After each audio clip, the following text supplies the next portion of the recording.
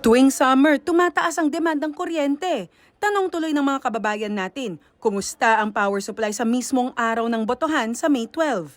Tiniyak ng Department of Energy o DOE na hindi mawawala ng kuryente sa Hatol ng Bayan 2025. Dahil sapat ang supply kahit na tumaas ang konsumo ng kuryente dahil sa mainit na panahon. Maaaring may yellow alert o magnipis ang reserba sa ilang mga lugar pero hindi ibig sabihin na magba-brown out.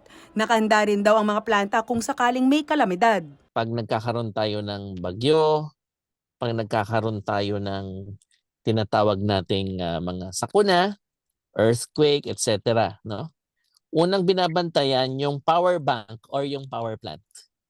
Parang nagcha-charge ng cellphone. Ano? So yung power bank parang power plant. Dapat hindi ito masira ng earthquake, ng bagyo, o ng anumang sakuna, anumang kalabidad.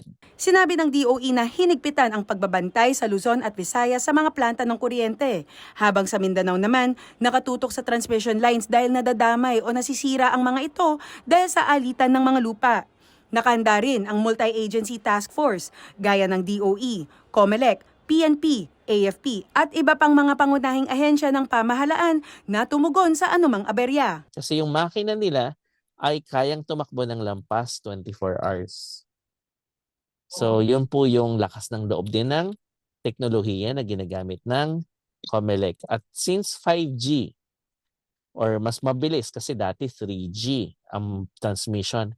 Since 5G na yung ginagamit, mas mabilis po ngayon na halimbawa matapos ang botohan ng alas 7 ng gabi, baka po 8:30 pa lamang ay nagpasukan na yung mga resulta galing sa presinto papunta sa central servers natin. Tumutulong din ang mga malalaking mall at kumpanya sa paggamit ng sarili nilang mga generator.